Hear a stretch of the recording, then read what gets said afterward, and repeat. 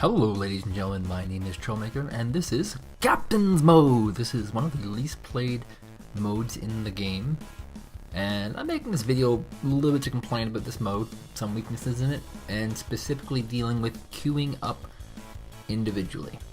And this is totally from a pubbing perspective, going and playing a public game with a random bunch of people. So let's start this from the beginning. When you first load up your game, you see this. So just looking at this, let's take a quick note where our team captains are here and here. Now when we get to the actual interface for the captain's mode, you will note that they are now here and here. Now the problem, of course, is that one position has changed. That would be from the team 1, the Radiant. He has switched over to the last place, nearest to the middle, and oddly enough, blue and pink are always going to be captain. So two big mistakes here. One, it's hard to tell who the captain is, because it's not consistent. And the second is that it's randomly assigned responsibility.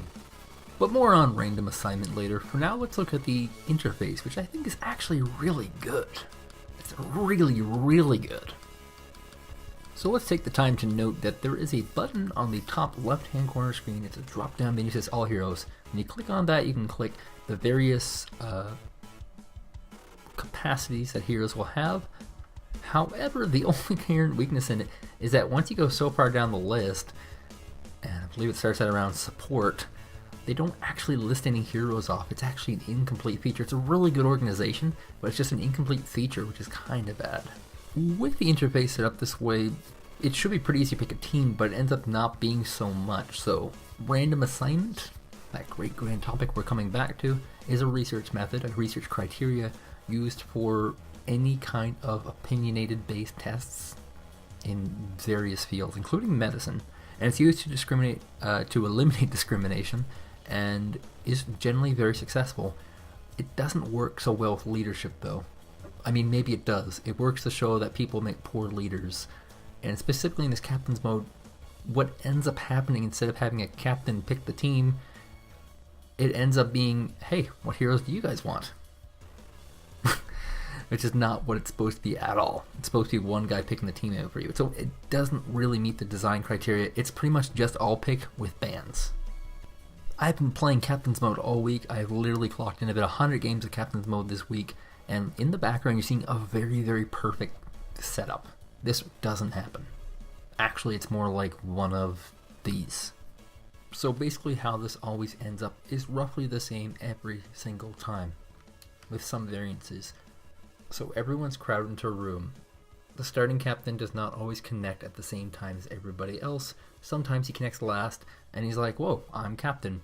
And so selecting will slow down quite a bit. Other times, it's very, very fast-paced, but you don't get the intended result. So basically, you start off with two bans. There's a timer. So hitting the timer is pretty important. Generally speaking, you want to ban two heroes that you just don't want to see. Captain's pick. Usually it's the team that picks though. Team usually coaches on this. And then after that, it's going to be a round of picks. Now, of course, the captain's not going to be aware of what you can play or not, and so they should ask you what you want, but generally they don't do that. Generally they just sit around and wait for the timer to run out, which gets to be very bothersome. If the timer runs out, what happens is you lose your round of picks.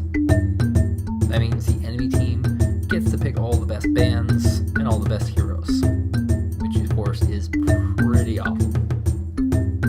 It's a very lengthy process, and not a lot of people are really willing to wait up to 5 minutes to pick heroes when the normal process, like a normal queue, would take like a minute, 2 minutes. So when they disconnect from this game, there's no punishment. You can leave anytime during the picking process, no punishment. But it does punish your team. If they decide to stick around, they're in a lot of trouble. Generally speaking, in captain's mode, usually 1 or 2 people will DC every time. It's pretty common, and it's just because it's such a long process. If you have a good captain, he's going to stick a nice solid team, a certain number of carries, a certain number of nukers, a disabler, a tanky type character, You might have a makeup where someone's jungling. That's all great stuff.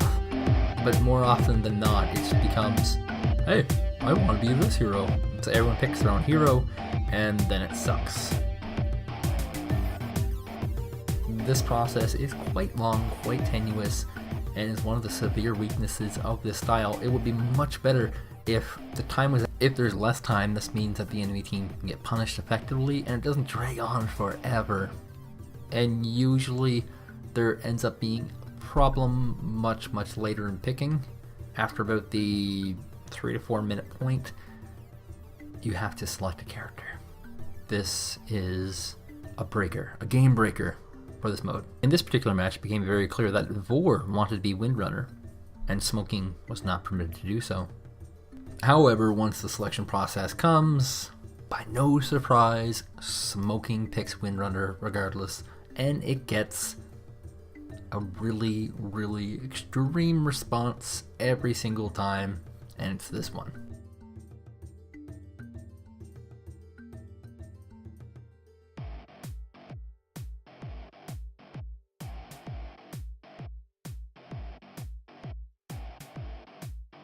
This final point basically breaks any kind of team unity and causes lots of conflicts, which of course you don't want to have when you're trying to play a game that is primarily team-based. And it gets really bad when you have people feuding against each other.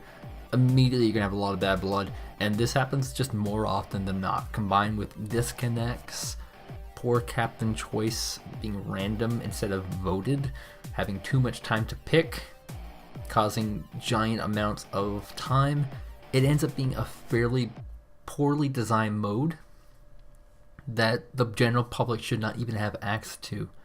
What this mode is good for is any kind of league, professional, or team-based play. I think that's a fantastic place for this mode. I think it fits really well. I think it doesn't really fit in the public though, and there's no good reason for the public to actually have this game mode. It's a terrible mode. I played 100 games, or I should say I queued up 100 games. I didn't even play 100 games. And out of the 100 games I queued, I probably got maybe an authentic 40 matches out of it. And that's just how it kind of rolled out. I wouldn't recommend this for anyone. I think it's one of the worst aspects of the game right now. It needs a lot of work. I know this is beta, so there's lots of room to really wiggle with, but it does need a lot of work. It is a lot of trouble with this game mode. My name has been Troublemaker. If you enjoyed this video, give it a thumbs up. If you'd like to see more Dota 2 content, I publish every week. Go ahead and subscribe. Until then, my name is Troublemaker, and I'll see you next week.